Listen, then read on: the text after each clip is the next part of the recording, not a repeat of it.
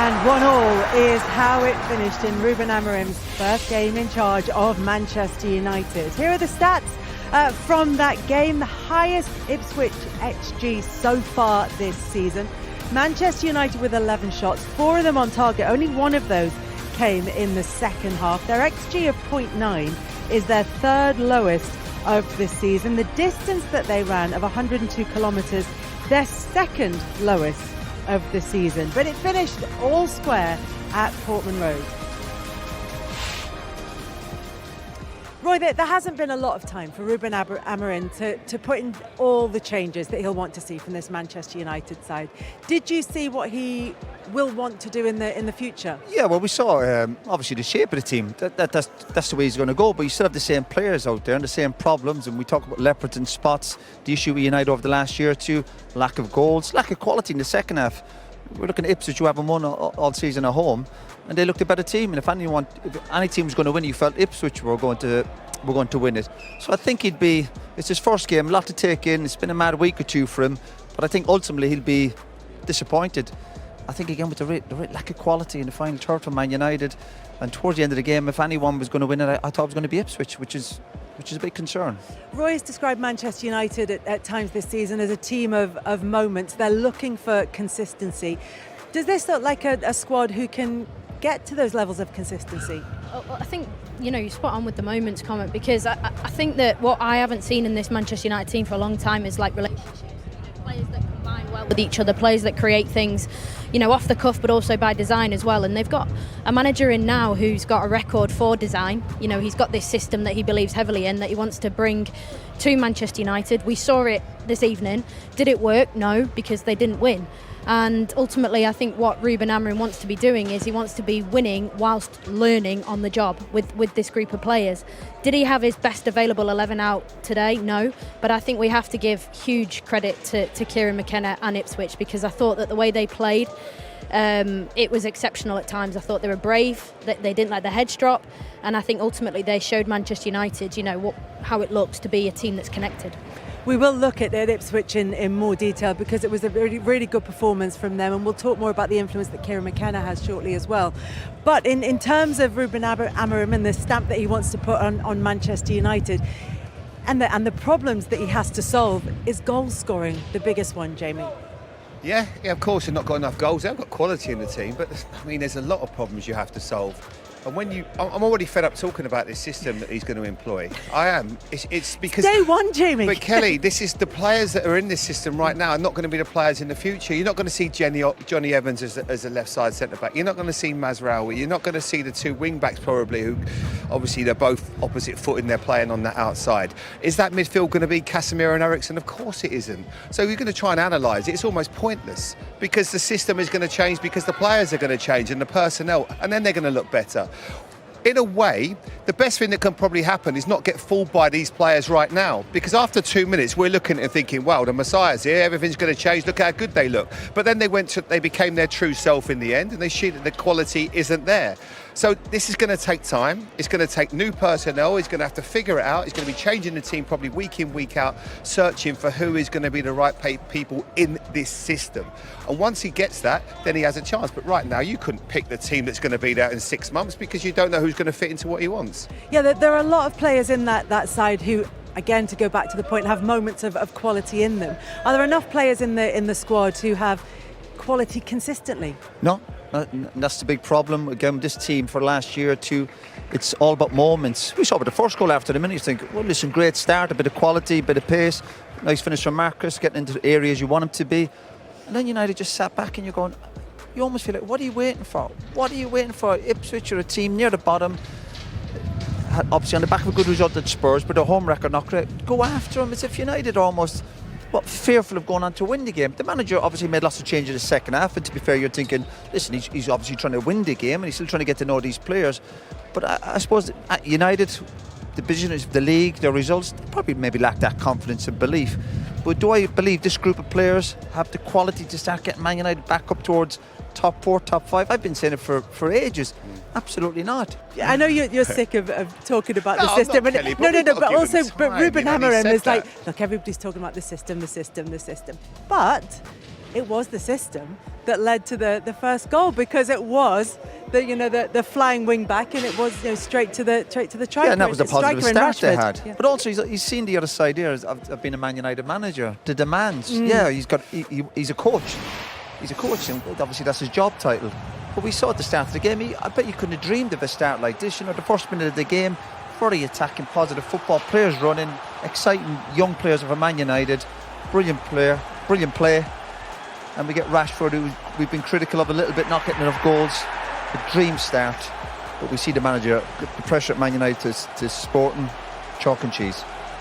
And they've been struggling for goals so far this season. Look, as much as that may not have been the cleanest of contact from Amad Diallo, it was an early goal for Manchester United, and it did come from that setup. Is that one of the positives that you were asking Amorim about, that he can take forward? Yeah, without doubt. And I think that this goal comes from design, the way that they built out from the back. We speak a lot in football about building from the back, but there's got to be a purpose, and ultimately that's the perfect goal, because they've actually scored from a goal kick essentially. And that is a benefit of that system. I mean, we're not just talking about Ruben Amorim and coming to United and playing a 3-4-3. That other managers do play a 3-4-3 as well. We're just analysing it a lot because it's Manchester United. Yeah. But we hadn't seen them by that point, so we had to talk about something. Exactly. And we needed to speak about the change that was going to occur, because the new managers come in and there's going to be change, and we're all fascinated by that. But ultimately, he would have been delighted with that start, and it comes from exactly that. They're playing out, they're direct, they had runners, intensity, but for some reason they just dropped off after that goal, and they reduced the intensity, and then it showed in the game. It'd be interesting to see as well, when did this system going forward, whether you will have whether the two, like Dalot and Amad, will be, obviously Amad is left-footed and Dalot is predominantly right-footed, whether he wants to go that way or whether he'd want to go with left-footed wing-back or the right-footed wing-back and make it more of a natural thing. Obviously, with the way the game's progressed, normally with wingers it's better because they come inside, but then you have full-backs overlapping them. So unless you get one of your three centre-backs coming out overlapping, I don't know how that's quite going to work. So that's going to be something we're only going to see as the personnel changes and what he gets in his plays. There's going to be other players that he's going to look at and give them an opportunities. One thing I really like that he said there, which was really important, the good thing is he has to start now, straight away, because if he waits and maybe he says, this team's been playing with a back four and he has 6 months doing them, they're not going to change. So he might as well work on it now, and we have to accept that there's going to be some highs, some lows. It's not always going to be perfect. So I think that was the most sensible thing I took certainly from that conversation. That's ideal, yeah. He has to go with the way he wants to go. Again, people say, you need a pre-season. No, you learn. You learn at weekends how tough it's going to be, because United have been so poor anyway. So if that's what he believes in, then go with it, obviously. Their confidence would have been up, obviously, on the back of the win against Spurs. They're 6 draws. They're still trying to find their feet. But I like what they saw. There was enough energy, there was enough quality. Of course, you're always hoping for the teams that just come up to be more of a goal threat. Obviously, the manager made substitutions. I think Ipswich should be delighted. And you'd only get confidence in performances like that. In an ideal world, obviously, you want to win football matches, but to draw against Man United and compete with them and show quality, they'll be delighted, Ipswich. And they certainly at least deserve the draw. Yeah, great. I think I've been very impressed with him. I've spent a little bit of time with him this week, and I think the question that Izzy asked him was a great question: adaptability and making sure that you are difficult to beat. You watch a lot of games in the Premier League with teams that come up and they play out from the back and they lose goals, and we all go, well, it's my philosophy. It can't be your philosophy if you're losing games. And what he's done is he realises we've got a big centre forward. At times, if we're under a bit of pressure, there's a moment 65 minutes into the game, I remember looking at the clock, and I thought that it was a big, that they were just under a little bit of pressure, and he thought, let's alleviate that, let's go be direct, let's work on a second ball, and at times you have to do that. And to some that might sound a little bit old-fashioned, but that's what I would call knowing the game, football intelligence, and I think that's something that Ipswich do really well. They'll also play from the back when it's the right time, but when you're under a little bit of pressure in this league, and if you're going to give goals away, make sure that they have to really work hard for them. And that's something that I think he's done really well. And they've been in every game except for the West Ham one. I think his team have been excellent, Roy. Yeah, he's very, very smart. Obviously, an intelligent guy, and he's obviously got good grounding. And also the mindset for Ipswich. When you've had back-to-back promotions, you're used to winning week in, week out. Just to change that mindset, and also be, even a few draws they've had in the Premiership, be satisfied with that, because you're not going to win most weeks in the Premiership. So they've adapted to that well with a difficult start. And I think they're going along nicely. And he spoke well, and they have adapted well. They are hard to beat, and that's a good starting position to have. On adaptability and football intelligence, obviously he means that within the game, but it's also in terms of preparing for the game where his own football intelligence comes in, and he's had to do that with this Manchester United. We know what Ruben Amorim's system is going to be, but it's an unknown quantity. He's not seen it in action yet. Yeah, of course. Always probably strange for them and for Man United having a new manager, and then for Ipswich to be a goal down after a minute or two. That could have set them back a little bit, but it showed a lot of maturity. And again, I'll go back to that football intelligence. They didn't panic. They worked their way back into the game. They deserved the equaliser. They probably should have scored just before that, and unlucky not to want to win the game. So Kieran will be delighted with the group of players, the effort they've put in. Again, back-to-back promotions, coming up to the Premiership, the challenges they'd faced. They had a difficult start, some tough games, but they've kept a good spirit amongst themselves, and they're in with a chance of winning football matches. I like the captain as well. Sorry, Izzy. No, go for it. I'm a big fan of Sam Morsy in midfield. You could see that he's obviously got that little bit of, in the nicest possible, he's got a bit of dog in him, and I like that. He goes and wins tackles, but he could also play in midfield. He gives you exactly the edge that you need. He does play on the edge, but you can see why the manager likes him, trusts him, and he's looked very comfortable in this league. Sometimes as a player, he's probably watched the Premier League last few years. Can I handle it? When I see these players, am I good enough to play? He's more than good enough, and I think he's been excellent in midfield. They were very combative, but they also kept the ball really well. I thought it was just a really good performance from Ipswich today. Kieran McKenna said he hadn't seen some of the Onana saves back, so let's take a look at them and just to underline how good the chances that Ipswich managed to create were. Yeah, this is brilliant from Leif Davis, finding himself in a really advanced position, a really intelligent little pass. The movement from Delap creates it. We get a fantastic angle here. This is Ahmed tracking back. He just doesn't get the line of the run correct, which, fair enough, because it's new to him playing that system. But listen, this save, you sit in two camps here. You sit in the camp of he has to bury that, and you sit in the camp of that is an exceptional save. And the way he pulls his hand out at the last minute, Onana, it was superb. Yeah, he wasn't sure if one of them was quite the save that he thought it was, but he was asking. If you're a striker, you'd think obviously you should score from a goalkeeper's point of view. But again, good play from Ipswich. Nice and simple, effective football, getting the balls in the box, getting crosses. He tried a little flick, and again, all credit to the goalkeeper. Very good play, very simple, very effective. Get the ball wide, get crossed in the box. You've got a striker attacking it, and again, unlucky not to score. I mean, he says Liam Delap is still improving. You asked about him, Jamie. Already, how impressed are you with him, even if there is more to come? Yeah, Roy and I, we both played with his dad, and his dad was obviously a full-back midfielder at times. This guy is almost a throwback centre forward, number 9, but I really like how he plays. He's got great movement, he's energetic, he's brave, he's strong, he's a proper specimen as well. The size of him, he's so hard to push off the ball. This was a lovely piece of play in the second half. He plays a little one with the outside of his right foot here. But I was very impressed with him all game. He's a proper handful. He was and you can see he was excellent today, Roy, wasn't he? You wouldn't want to play against him. I bet United defenders, knowing they've had a tough game again today against him. And all his work rate. Sometimes the players got a lot of work rate and are good outside the box and they're not great. He's got a bit of everything. Great potential, that kid. You asked Kieran McKenna about improving and adapting to the Premier League, learning a little bit about it every week. Presumably that's because that's what you've seen from them. Are they learning quickly enough to kind of give them hope of staying up this season? Yeah, of course. And it's not just kind of being polite to him. You see that in the results and the performances. Again, it's the first time I've seen him live, but you've seen games on the TV. And he goes back to the first game against Liverpool, where they did look strong in the first half, but lost away. And you looked, you went, it's going to be a tough season ahead for them. They were a bit naive in their play. And again, players still adapting, I suppose, to the pace of the Premiership. And they were up against Liverpool that day. But gradually, over the last month or two, they have got better, and that's what you want for your team. That's what United managers want from this team the next few months. Can I get improvement in the team and adapting to the Premiership? The demands, physically, mentally.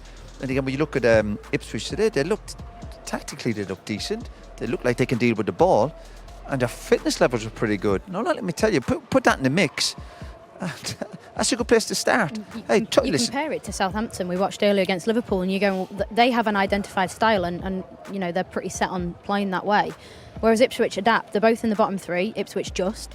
But you go and hang on a minute, which team looks more likely to stay up at the moment? You go Ipswich. And I can only see Ipswich, based on this performance that we've seen this evening, only getting better. But he will play it down a little. And he's completely, sure about the fact that he's okay with draws. Because he's okay to just keep picking up points and keep rolling, and he's. But he'd still want one or two of them wins at home, won't he? Just because obviously there was a good atmosphere today. The fans are right behind him, obviously with the couple of seasons they've had. But he will still be desperate to get that that 1 or 2 wins under his belt at home. Certainly. And I think the running stats are really important to him as well. They're the top in terms of high intensity running. They will run more than any other team, and then at times they won't have the quality of the top teams. But I tell you what, they make you play under a lot of duress. They make you play at times when it's difficult, and if you don't quite get your passing right, they will catch you out. And I think that's credit to the manager that he wants his team to do that, and they all implement it, and they all run hard. Well, Ruben Amorim said it. He didn't quite go as far as giving us the cliche of there's no easy games in the Premier League, but that's what he was saying when he was talking to us. And the games that Man United have coming up are games in which they are all going to have to learn on the job. Yeah, and this, again, the same for the manager. You know, managers come out from obviously from other leagues, and they hear about the Premiership, and they say, "Oh, it's going to be tough, and it's 100 miles an hour stuff." But I still think he would have been shocked by today. I still think for an experienced manager, you look at the games coming up. Listen, for Man United, you're not going to say any really them. Do any of them look easy? Maybe a couple of European games don't look too bad, but in terms of the league games, listen, there's no guarantee Man United are going to turn up and win football matches because the lack of goal threat at the moment. They're not turning up scoring 2 or 3 goals today. We saw Liverpool today, who I didn't think played particularly well, and they scored 3 goals. So United are certainly under pressure at this moment in time. But credit to the manager when he came out, he's very honest. He looked shattered, didn't he? Yeah. But you're like, welcome to the Premier League. He's had a long couple of weeks, hasn't he? He's had a He's just hectic moved country, moved jobs, Yeah. like, Bit of learned jet a whole lag, new jet lag with the other lads from America. Yeah, of course. He said he hated the. Sorry, go. No, go. He said he didn't like the sort of scrutiny and having to talk and all the press conferences.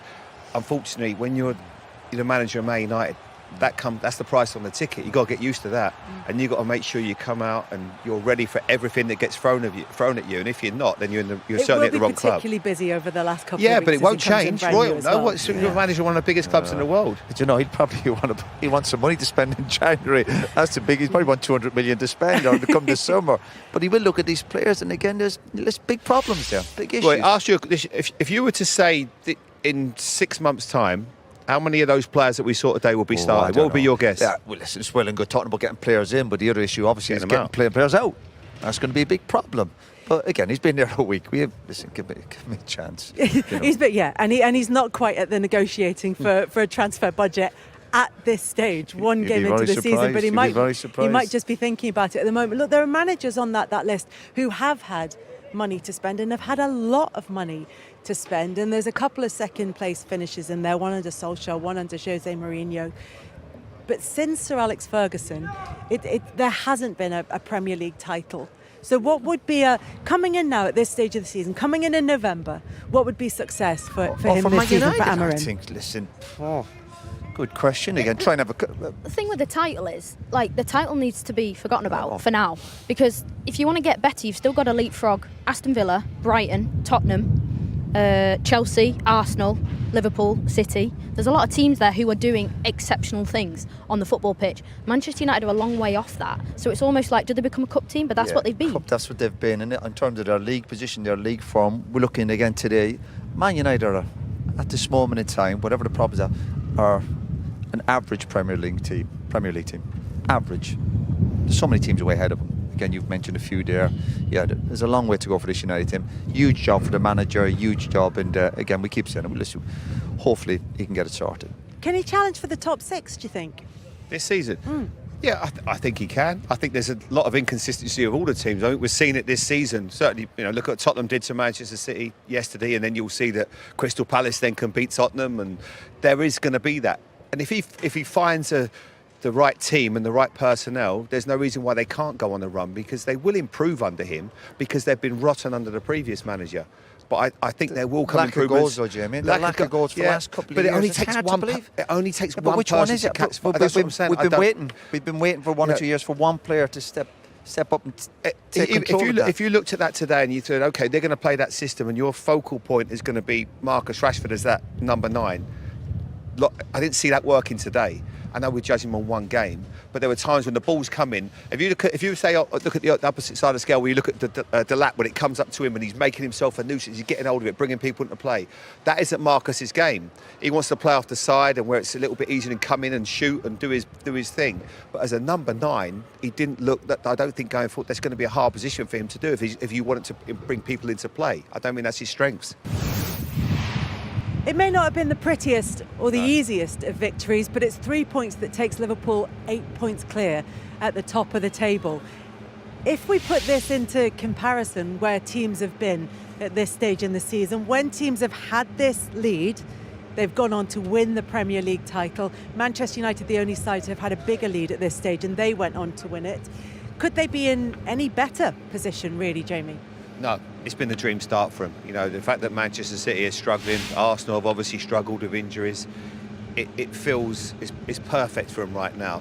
Now, who knows? Liverpool might get an injury. They might have to suffer for a little while. But today was just about getting that 3 points. It was a tough game. They weren't vintage. It wasn't pretty. They could have been 3-1 down if that penalty would have been given, and then you're looking at it thinking, what a nightmare after what happened with Manchester City gifting you yesterday.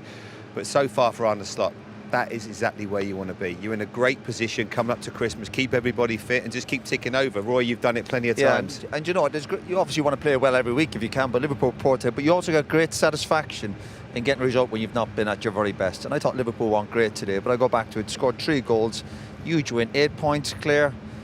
I bet you they can't believe it. The start of the season, what's happened to the other teams, but Liverpool took full advantage of it. They've been excellent. They had the one blip against Forest. Mm-hmm.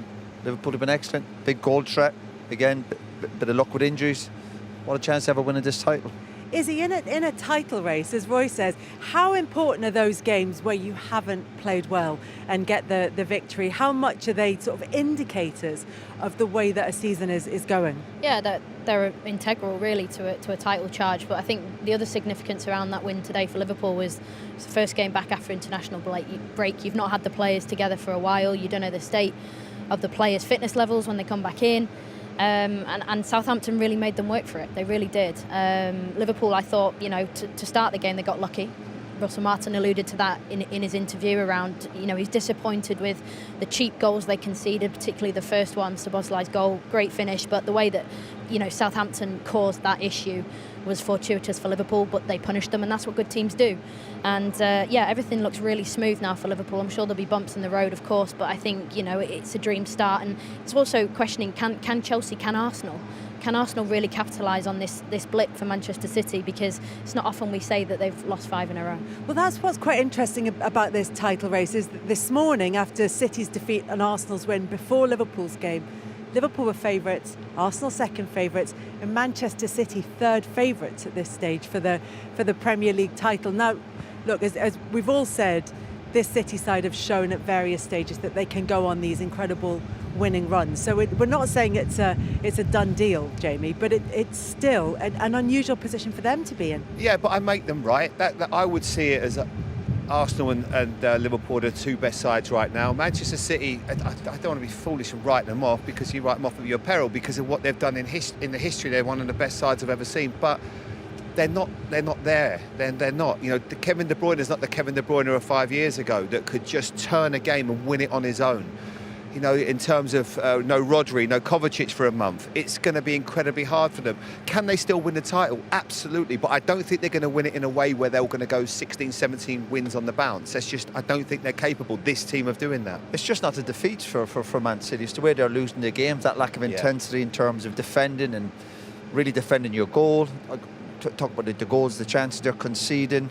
See how well Liverpool have done, and again all them snippets you've just mentioned there, the couple of injuries, players all getting a bit older, Pep, the success over the last few years, it's actually surprised me it's took them this long to have such a really bad spell. The success they've had the last 4 or 5 years is fantastic. So to me this is the most natural thing in the world, that you're going to have some sort of dip. Now Man City's dip is they're still a very good team to watch and they'll still be a threat. But I really think it'll be very difficult for Man City to win the league this year with the performances, and a lot of their top players who perform week in week out. Too many of them are just off it, and of course the injury to Rodri is huge. He's such a big player for him, not just his quality, but that physical presence in the middle of the park. They look lost in midfield without him, absolutely lost. It's been a Premier League blockbuster over the last few years, Liverpool, Manchester City, especially at Anfield. And a lot of those times, Manchester City have gone in as favourites and not got the result that they wanted. This is going to be a change next weekend, because Liverpool are going to be the favourites. So that brings an expectation, brings a little bit of pressure, maybe brings an extra pressure from the fans as well. They might have to be a bit more patient. But I think if you look to that City side in midfield, yes, they couldn't live with Tottenham's intensity. And I think that will be a big factor for Liverpool next week. If you think Liverpool can beat them next week and turn up, and Liverpool are at their very best, and obviously the fans are behind them, and they do beat Man City, what a statement that would be next weekend for Man City to be so far behind. It would be over for them next week if they lose to Liverpool. So it's a big test for Liverpool. dealing with expectation. And we see Man City. Are we actually thinking of writing them off? Yes, we are, because of their performances. Can they bounce back next week? Yeah, after 5 defeats on the spin, we will find out if Manchester City can turn it around. And as you say, what a game it would be to turn it around for them. Manchester United's best player in 2024-25 is not who everyone expected. Andre Onana is having a standout season, and his performance against Ipswich was just the latest example of his exceptional form. Andre Onana rang out from the away end during the first half at Portman Road, marking the first time his name was sung by Manchester United fans. This is a remarkable turnaround for Onana, who, just months ago, was the subject of frustration and criticism from the same supporters. Now, he's being celebrated for his determination, courage, and quality, traits that have propelled him to become one of the standout players of the season. Onana made 5 key saves against Ipswich, 3 of which came from inside the box, with the pick of the bunch being his stunning stop to deny Liam Delap. The 28-year-old goalkeeper showcased his excellent positioning and reflexes, cutting down the angle and making a near-impossible save to keep his side in front. That moment marked the start of the fans chanting his name, a fitting acknowledgement of his growing influence. From his early struggles after joining from Inter Milan, Onana has made significant progress, earning the respect and admiration of both teammates and fans. His breakthrough came last winter, where he ended the previous season on a high note, and he has only built on that momentum this year, becoming arguably the best player at United so far. In September, Onana earned the Premier League's Save of the Month award for his brilliant double stop against Crystal Palace. He further impressed in October, denying Fenerbahce's Youssef En-Nesyri twice in quick succession during a tense Europa League encounter. Jose Mourinho himself hailed those saves as incredible. What no one could have predicted, however, was Onana's rise to become Manchester United's most consistent and influential player this season. After a rough start and Erik ten Hag's departure, Onana has been a pillar of reliability, making crucial saves that have often kept his team in the game. The fact that his name is now being sung at away grounds like Portman Road is a testament to his turnaround and growing popularity among the fans. It's easy to forget that only a year ago, Onana's early performances were heavily criticised. A compilation video of his mistakes in the Champions League, including a fumble from Leroy Sané's shot, a penalty conceded against Galatasaray, and an embarrassing moment against Hakim Ziyech, circulated online. He was viewed as a liability at times, and his struggles contributed to United's underwhelming campaign. But now, Onana is regularly saving points for his team and has become the reliable figure that was expected when he signed. While it's never ideal for a goalkeeper to be the standout performer, Onana's consistent brilliance has been crucial for United. However, the team must work to reduce the frequency with which he is called into action if they are to climb the table.